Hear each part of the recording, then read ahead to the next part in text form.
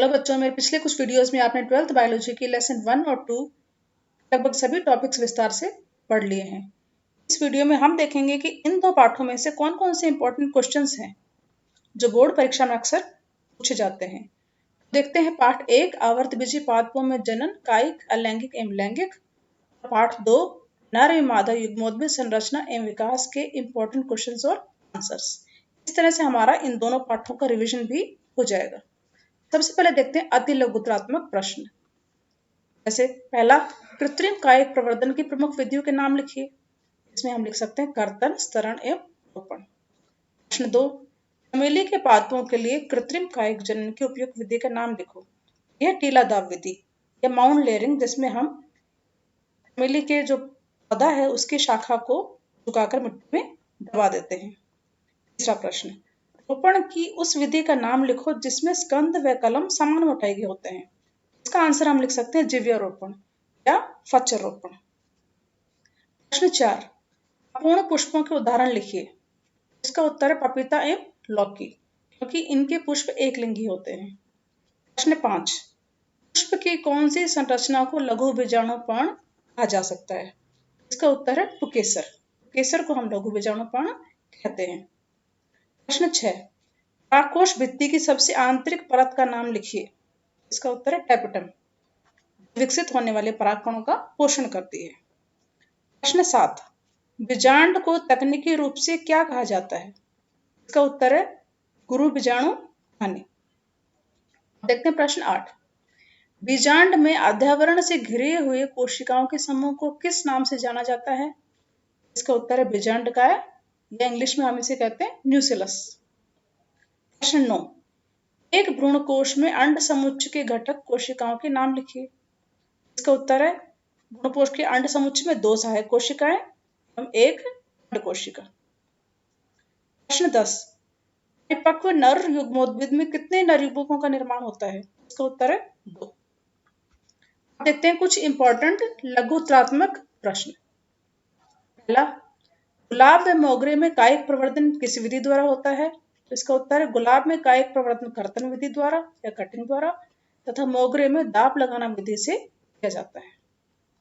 दूसरा प्रश्न, निषेक बीजता किसे कहते हैं। ये भी इंपॉर्टेंट क्वेश्चन है, अक्सर बोर्ड परीक्षा पूछा जाता है ये। इसका उत्तर है बिना युग्मक सलयन एवं अर्धसूत्री भाजन के ही बीजों का बनना अनिषेक बीजता कहलाता है और इस प्रकार बने बीजों से नए पादपों का बनना भी अलैंगिक जनन का ही एक प्रकार है।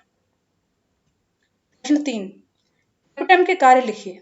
टैपेटम के 2 प्रमुख कार्य हैं। पहला, टैपेटम परिवर्तनशील परागकणों का पोषण प्रदान करती है। दूसरा, ये परागकणों के बाह्यचोल निर्माण में सहयोग करती है या उस पर स्पोरोपोलिन का जमाव करती है। चौथा प्रश्न, यूबिशकाय क्या होते हैं।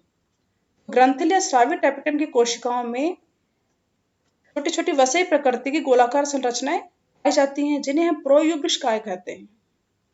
प्रोयूबिशकाय पर स्पोरोपोलिन के जमाव के फलस्वरूप यूबिशकाय का निर्माण होता है और ये परागकणों के बाह्यचोल के निर्माण में सहायक होती है। प्रश्न 5, अंड समुच्चय क्या होता है। तो भ्रूणकोश की संरचना में पढ़ चुके हैं। भ्रूणकोश में बीजांड द्वार की ओर 3 कोशिकाओं का समूह पाया जाता है, इसे अंड समुच्चय कहते हैं। इसमें 1 अंड कोशिका तथा 2 सहायक कोशिकाएं पाई जाती हैं। प्रश्न 6, बीजांड की संरचना का नामांकित चित्र बनाइए। तो इस तरह का प्रश्न भी आता है, चित्र भी हैं इस पाठ में जो इंपॉर्टेंट है। बीजांड का हम चित्र बना सकते हैं। ये प्रति बीजांड का चित्र है। इस तरह से बीजांड वृंत, बीजांड द्वार, निभाग, बीजांड का या न्यूसिलस अध्यावरण है। यहाँ पर हम चित्र में 2 अध्यावरण दिखा सकते हैं। ये है हमारा भ्रूणकोश, इसमें प्रतिमुखी कोशिकाएं, यहाँ पर अंड समुच्चय में अंड कोशिका, सहायक कोशिकाएं और ये केंद्र। इस तरह से हम स्पष्ट चित्र बनाकर उसका नामांकन कर सकते हैं। प्रश्न 7, परागकण की संरचना समझाइए। परागकण की संरचना कैसी होती है। इसको हम लिख सकते हैं, परागकण एक कोशिकीय एक केंद्र की अगुणित प्राय गोलाकार संरचना होती है।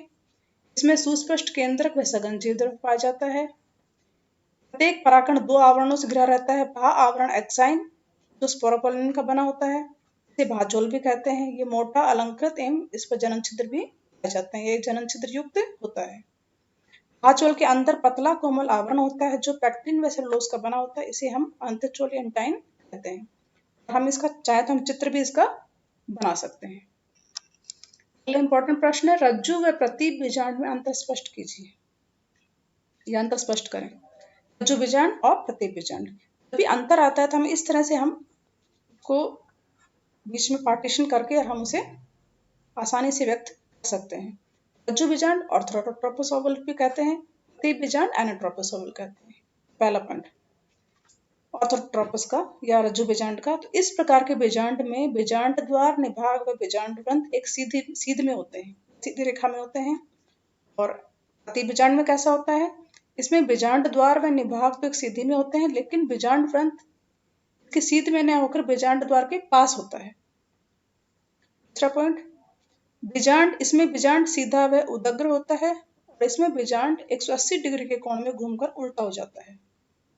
तीसरा पॉइंट हम उदाहरण को लिख सकते हैं, इसके उदाहरण है पॉलीगोनेसी व पाइपरेसी कुल के पादप, और इसके उदाहरण है अधिकांश आवर्तबीजी पादप, मतलब लगभग 82% आवर्तबीजी पौधों में इस प्रकार का बीजांड पाया जाता है।